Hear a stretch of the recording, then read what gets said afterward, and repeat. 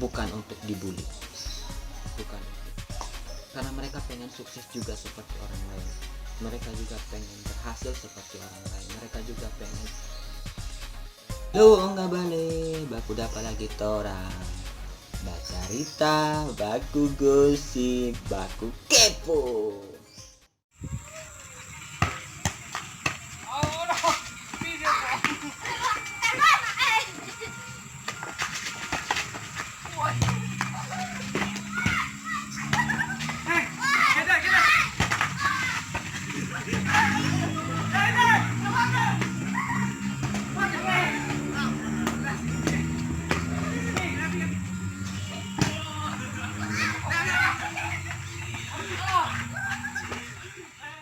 Nah, jadi Om Gabale itu yang Om Gabale nonton tadi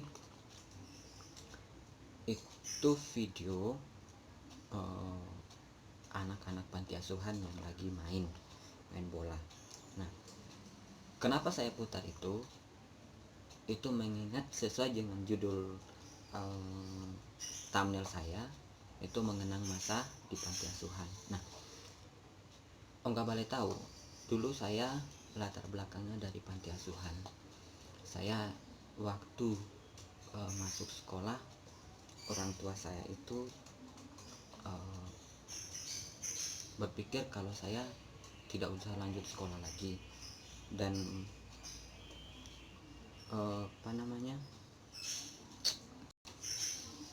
saya itu punya keinginan supaya kalau semisalnya orang tua saya hanya tamat SD, saya harus tamat SMP. Dan kalau orang tua saya, kalau kakak-kakak saya tamat SMP, saya harus tamat SMA. Jadi begitulah teman-teman, Om Gabale. Dan sampai keringatan aku mau cerita ini, no. Jadi saya sekilas ketika sudah selesai tamat SMP pun saya tinggal sama orang ngebabu. Jadi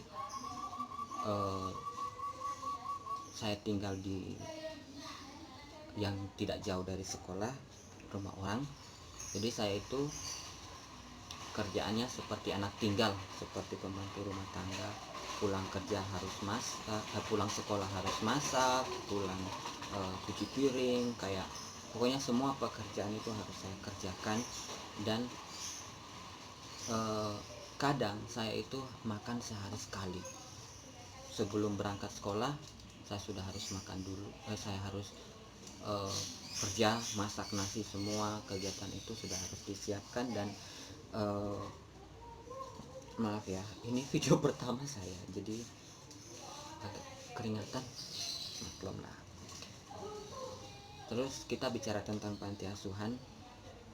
Setelah selesai saya SMP, saya itu ngomong sama bapak saya, Pak, kalau saya misalnya boleh, saya mendingan masuk di panti asuhan saja. Nanti saya minta surat rekomendasi dari desa. Saya itu bukan orang yang mampu, jadi saya harus, tapi saya punya keinginan untuk sekolah. Jadi Om Gabale, akhirnya saya itu dibuatkan surat keterangan tidak mampu dari keluarga, dari kepala desa, dan akhirnya saya tinggal di panti asuhan. Nah, di panti asuhan itu banyak hal yang harus saya terima, saya kerjakan. Dari bully, kalau sekarang udah kenal dengan bully, seperti itu yang terjadi. Apa kamu anak panti asuhan, apa kamu, maaf suara motor kedengaran soalnya saya tinggal dalam kos.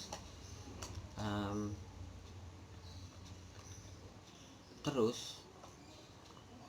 lanjut, aduh lupa deh ngomong apa tadi. Oh iya,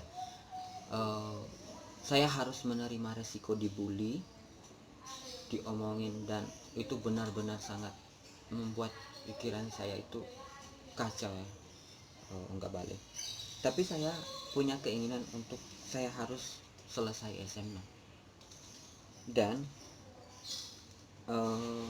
ketika saya di asrama itu kegiatan seperti tadi yang saya lakukan, yaitu olahraga, tapi saya nggak terlalu suka olahraga dulu. Kalau untuk main bola itu nggak terlalu, karena saya kegiatannya lebih banyak ke peternakan.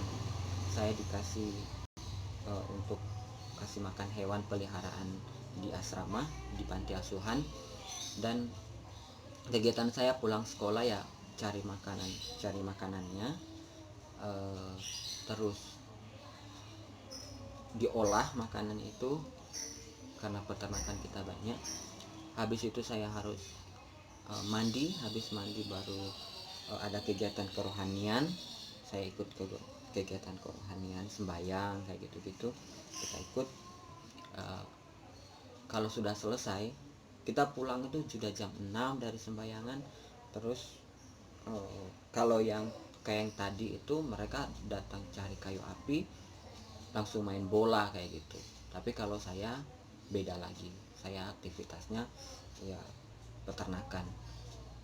Terus pulang dari jam 6 dari sembayangan itu kita udah makan malam jam 7. Setelah itu kita nonton mungkin sekitaran 1 jam atau 15 menit, 30 menitan lah. Kita harus belajar dari jam 8 sampai jam 9 malam. Setelah itu kita sembayang jam 9. Setelah selesai sembayang itu kita prepare untuk tidur, atau bisa juga nonton sampai jam 10. Setelah itu kita harus tidur, dan itu kesempatan buat kita. Nah, itu kegiatan kita. Dan teman-teman Ongga Bale,